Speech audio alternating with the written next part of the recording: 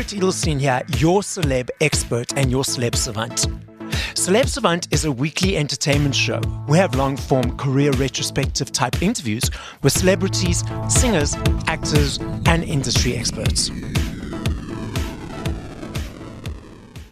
On this episode of Celeb Savant, I'll be speaking to Danielle Juhre.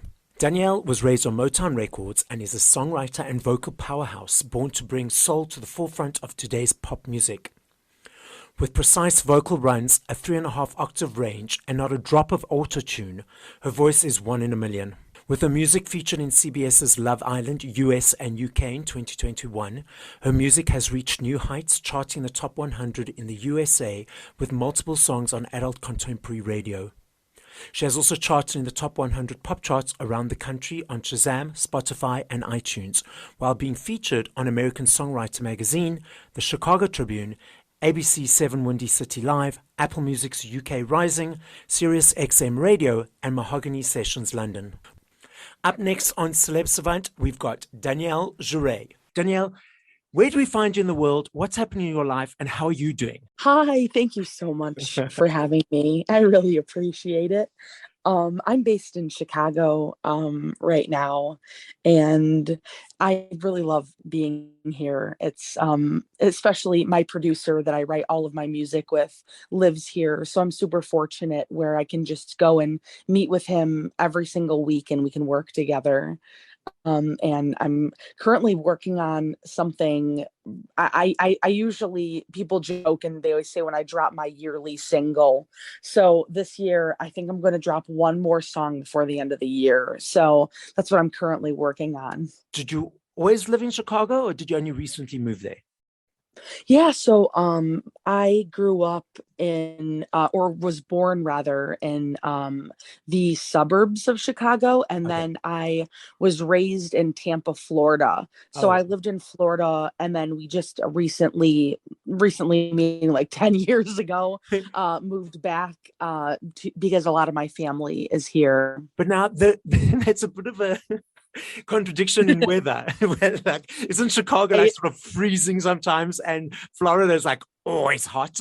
Yeah, it was there was just, they're so like incomparable, like you can't there's really no way to like describe it. It truly, they don't even compare, really. It's like night and day. Yeah. It was definitely different for sure. Now let's take it back, all the way back to start of your singing career. When did you start singing or realize that this is a path that you wanted to take? Let's start in the beginning of your journey. Sure. So my father, I grew up with him in the industry, and he did live sound for Charlie Daniels and Bonnie Raitt. Oh, wow. And so I grew up with him in the industry. So I really didn't know anything other than us having a studio in our home and my dad on the road. And I really don't think I would be in the industry if it wasn't for my father. I just kind of grew up only knowing and seeing the music industry, and just a part of it. And so I was always singing when I was really, really young, but didn't think much of it. I would like audition for Disney when I was like 5 or 6. Of course, didn't place anything because it took me a really long time. I really didn't like how I sounded and how I was singing. And I didn't really like the music I was writing. And I think it just took years and years of just like hard work and practice in order to, finally like be comfortable with my sound. So it's really funny when people are saying that like they can't be singers, or, that they don't like the way that they sound when they first start. Because I truly think it's just all about growth and persistence. What didn't you like about your sound, and what made you realize that, or what changed your perception around it? I know you said it was a practice and that, but was there a moment it was like, oh, okay? Because often when we look at ourselves in the mirror, generally people, let's speak of other people, when people look at themselves in the mirror, they always look at the things that they perceive are wrong with them. So when you were listening to your voice, when you were singing? Was it a perception of hearing things that you thought were wrong? Yeah, absolutely. I was pitchy. I had zero confidence. I remember like walking up to the stage for, either like open mic nights or, like talent shows for like the school I was going to. And I would just really be so doubtful. And it took a really long time for me to own my craft. And really, truly, I always joke about it, but just years of beating myself up about pitch and stage performance and presence and everything. I truly think it took me like 15 years just to finally right now be comfortable and talk to a large audience and just command a stage, but do it in a way of like being humble and just trying to it's like working hard to be effortless. Which is so funny to say, but that's like how it kind of feels sometimes in this industry. A few things. So this thought just came to my mind before, so I want to share it to you and the audience. So I remember when I was doing my Journey accreditation course. For those guys who don't know what Journey work is, Google it. It's amazing. www.journey.com. Just side note. But when I was doing my Journey course, Brandon Bays, the developer of Journey, Brandon is a woman. She said that when just putting a picture of you like in the sea, struggling for that life, that life thing. And the more you struggle, the more you struggle, the more you struggle, the more you push it away. And the minute you stop struggling and you just calm into it, that life thing comes to you. So it's that whole element of efforting, of trying and trying and trying and over trying and then pushing it away. And then the minute you stop trying, everything falls into place. Yeah, absolutely. I, for the longest time, and I still do, I overthink everything. And sometimes, sorry to interrupt. You are my, I was just messaging one of my collaborators saying, it's my overactive mind again. Yes, I know. And, I think in any form of being a creative, I think that we just analyze, beat ourselves up, and overthink everything. And in all actuality, my manager said this to me. He goes, "You're beating yourself up and you're not realizing that all these people want is content from you." And that made me think, because I'm constantly thinking about what the next move is and over strategizing what I should do, when really all people want is just content, but not too much content, so that then I like overthink that. Yeah, it's very interesting. But I used to really plan out my singles so strategically that like I had to make sure that the sound like made sense from one single after another. And then I realized I love the fact that like just recently I just dropped the song Sober, and it sounds nothing like I did before.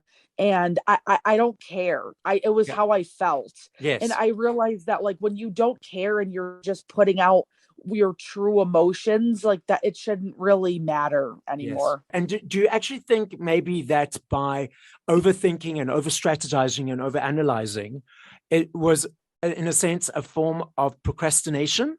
No, I think it was me trying to make sure that everything is perfect. And it's like almost the opposite. But the reason why I say that also is because I think as an independent artist, I'm over analyzing everything, because I have this goal of, signing with a publishing company and meeting all these people. And I never want there to be any hesitation on anyone questioning who I am as an artist or what my goal is or my sound. So I always overanalyze everything, so it makes sure like that it, I really, really have this perfect just collaboration and work of art that people won't question me as an artist. And you always will. And that's the thing of like the circle of overanalyzing, is you're always going to get that person that's like, you have no idea what you're doing and whatever. So it's like, just don't even worry or hesitate anymore about that and just put out what you love. So when you and I get into the space, which for me is quite, it's much less than it used to be honest. But when we get into space, we must each email each other, text each other and say, hey, calm your mind. And we send each other something to calm each other's mind, because we're so equal in that way, that by showing the mirror of each other will help us, I think. Yeah, absolutely. I agree with you. And I think, just really, not getting in your own way almost too. Yeah. So it's hard. It's so much easier said than done. And it'll probably take me, and I want to get in that really great frame of mind, where it's like someone just later in life when they don't care what anyone thinks about them, what, or they're just very confident and calm in the world and in themselves, and just like write what they want to write and do what they want to do. I like to use John Mayer as an example of that, because that guy just, is a great lyricist and musician and just doesn't care what anyone has to say or think about him. Speaking of your creative process, what is that?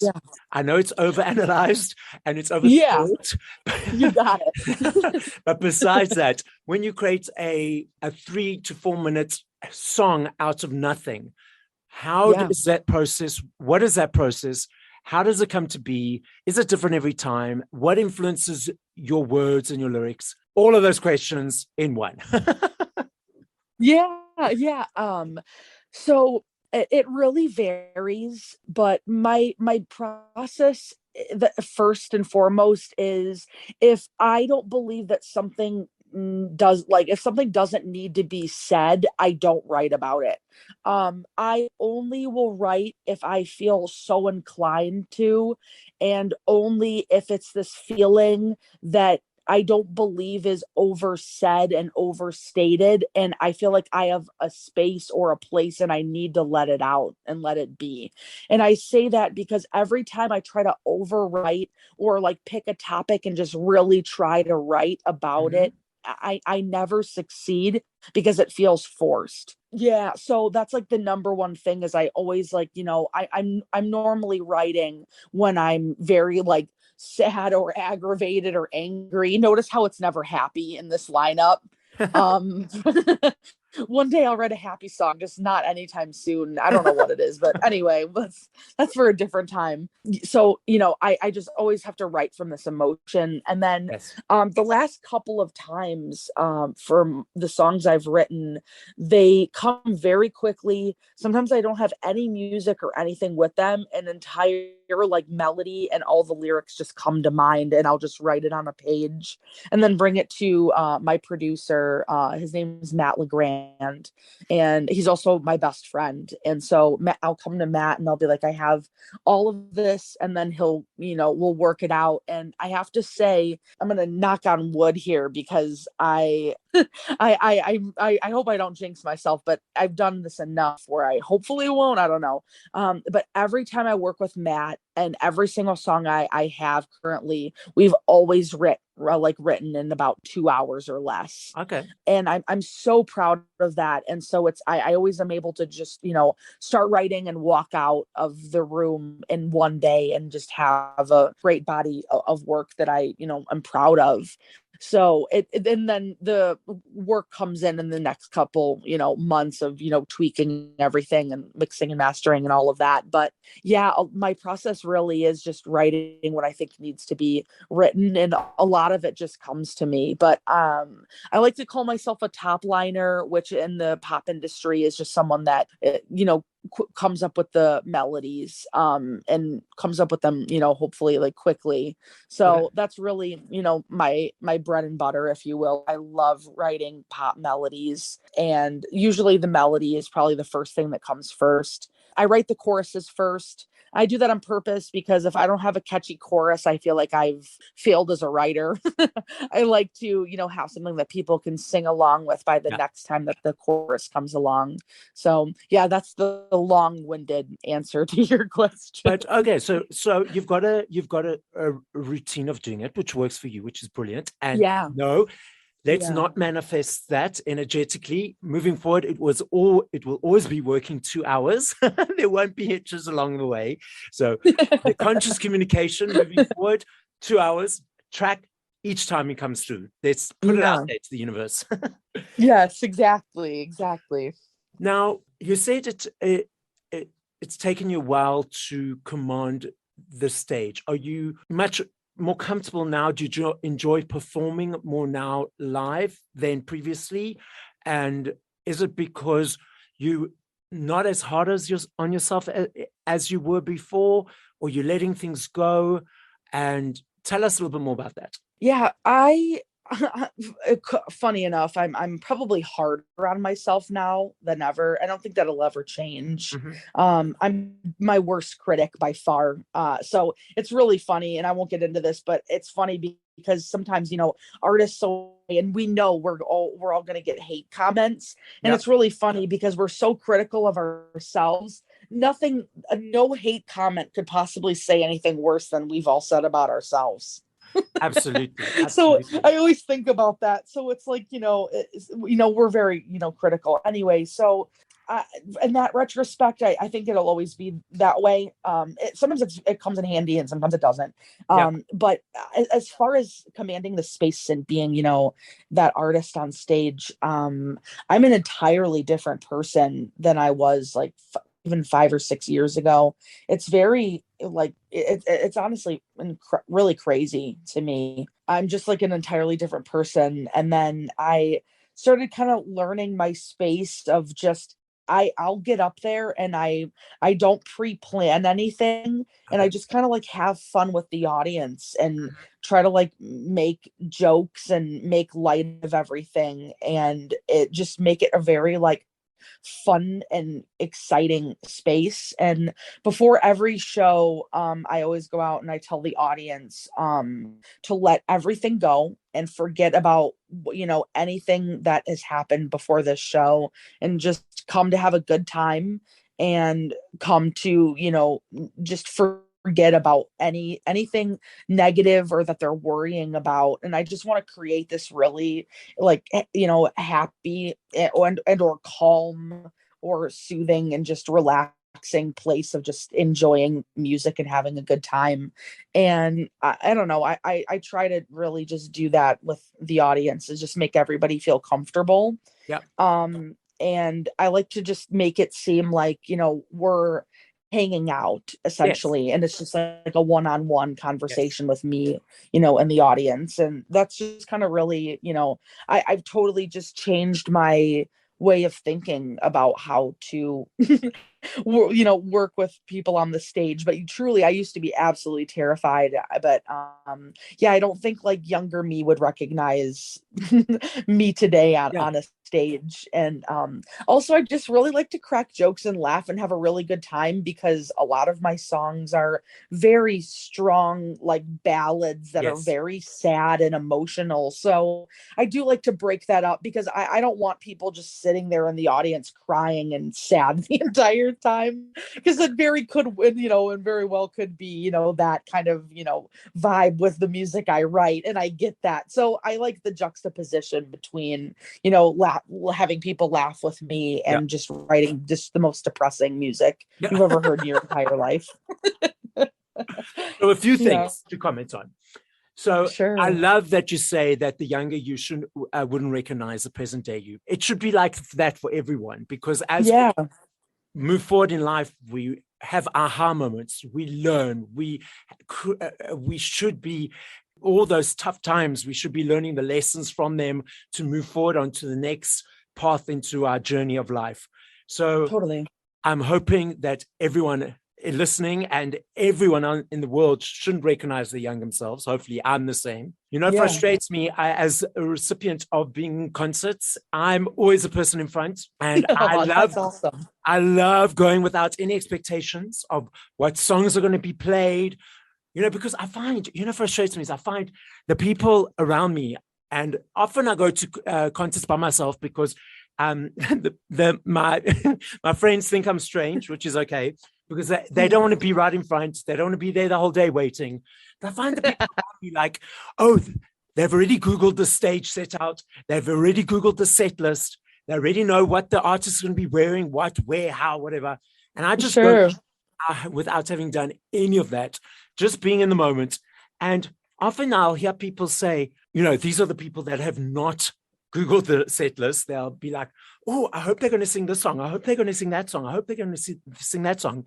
Instead of being in the moment and just enjoying the song that's being sung.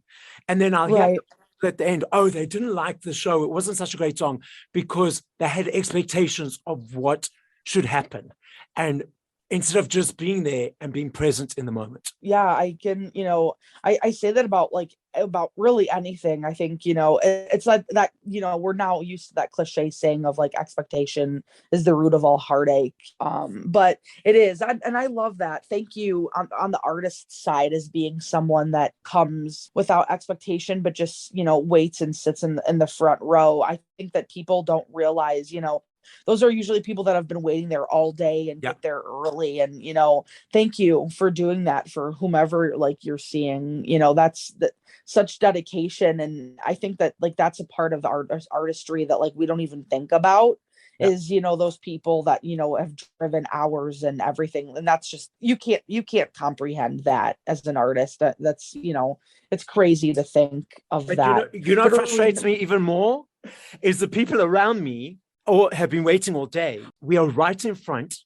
You as an artist are as close to me as 10 feet away. And yet everyone, except me, everyone else around me have got their cell phones out, trying to get the perfect picture or perfect photo or perfect video.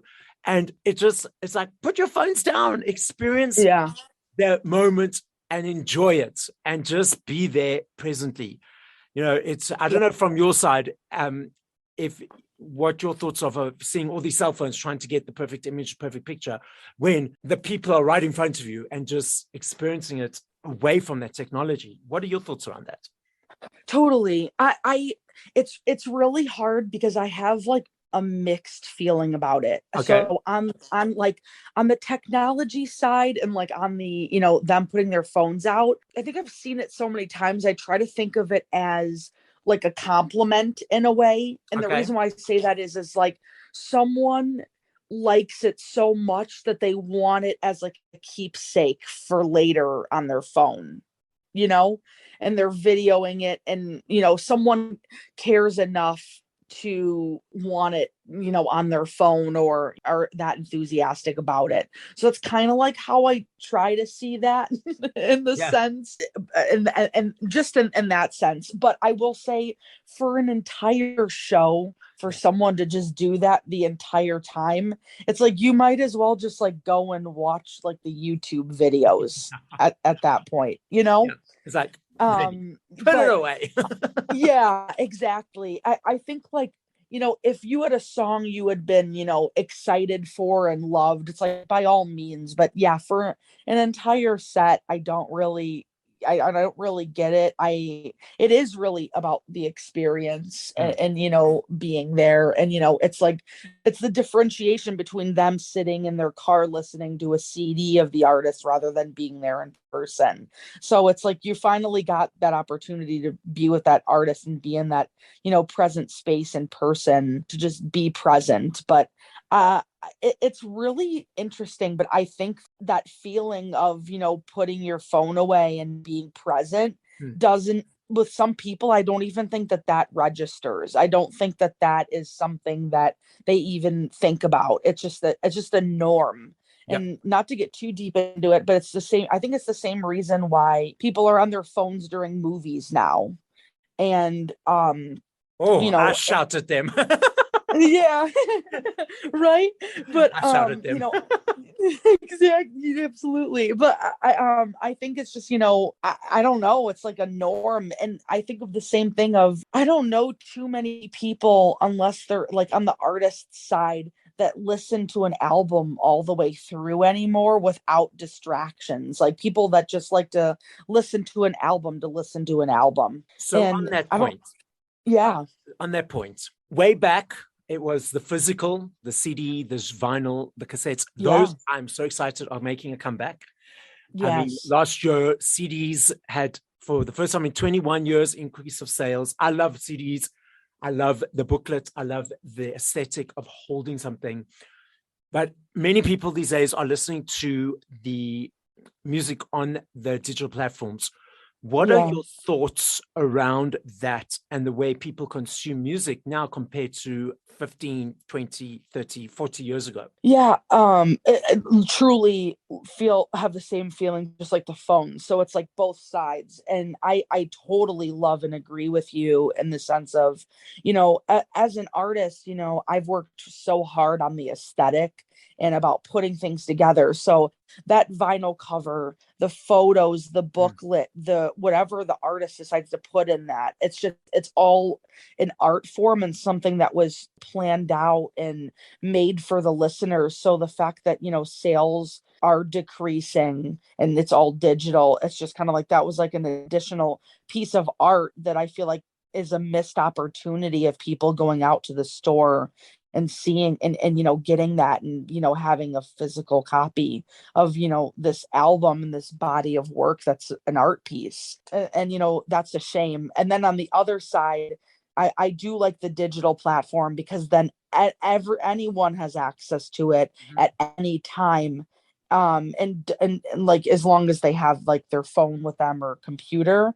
So I do like, that aspect of it. And then on a music business aspect, I wish that, more people would buy CDs and vinyl because people don't realize, I mean, it's very nice, when people, listen to us digitally, but we like one play is 0.00 like 15 cents every single time that they play us.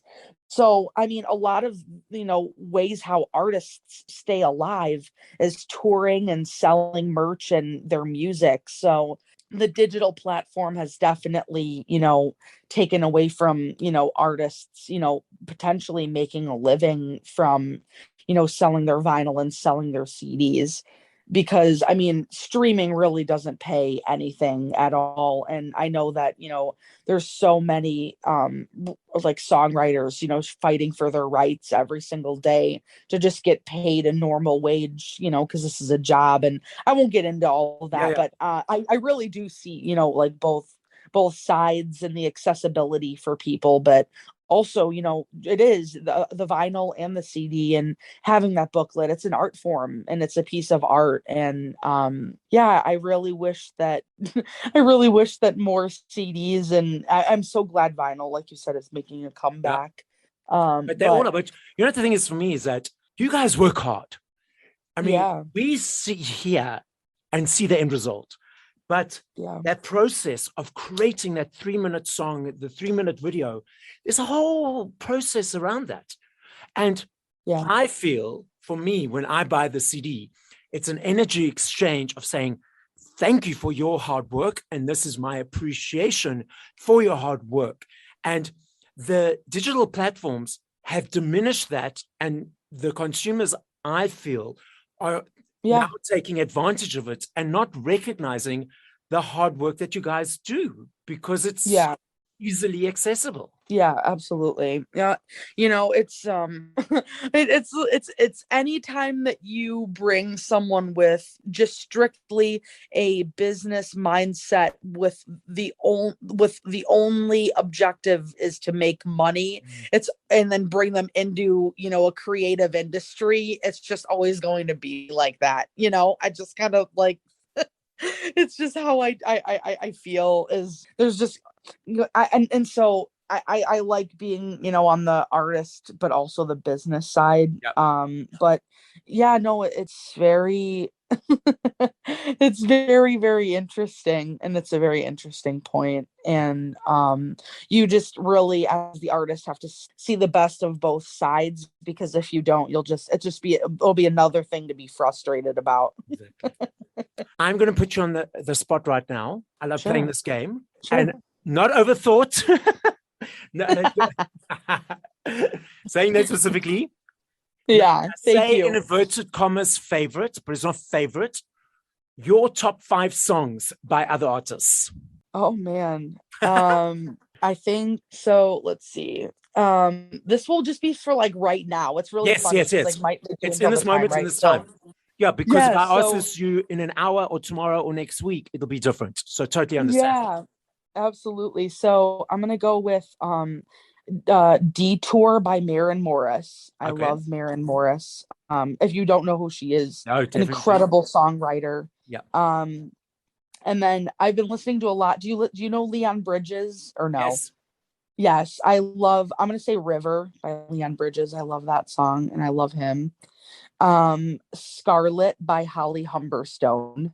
Okay. I love. She's out of the UK. She's Yes. incredible. Um, Two more. yes, let's see. I'm gonna say Paris by the 1975. Okay. And I'll throw in some John Mayer. Let's do Stop This Train. I love that song. Cool. I was wondering if you was going to add him in. Yeah, of course, right. That's always the, it's either him or Mark Ronson. I gotta alternate between the two. So yeah. Brilliant. Have you been to South Africa at all? I have not. No, that would be so wonderful. As a final message, the podcast is listened to throughout the world, South Africa, throughout the world. What's a final message that you'd like to give to our listening audience? I think just to live every single day in the moment, and I've been trying to do that. So it's so much easier said than done. Yeah. But I think that I just really want to leave that upon everybody, is just to really live every single day and just be more present. Yeah. Yeah, I think that's super important. We're always worried about what's next on our calendar or an event, and as we should be in moderation. But I think it's by truly just like enjoying and being in the moment that you are right now, because you're not going to have that moment again. And perhaps that's cheesy, but sometimes the cheesiest things like are just they're just matter of fact and just real. So yeah, I think being present, and I need to work on that myself. So it's reminded for ourselves, me as well. So dropping that mic to the listening audience, be present in the moment. And this is Celeb Savant signing out with Danielle Juhre.